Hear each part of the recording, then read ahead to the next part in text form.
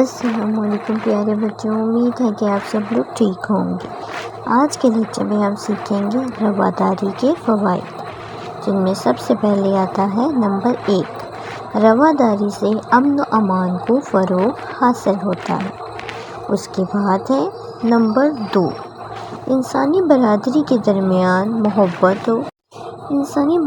کے درمیان محبت و اخوت کا ماحول پروان چڑھتا ہے۔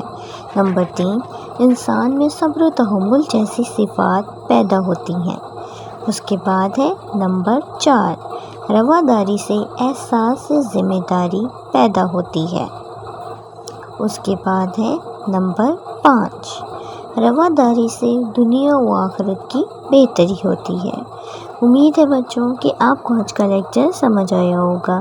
اگلے لیکچر میں پھر ملیں گے۔ اپنا خیال رکھیے گا۔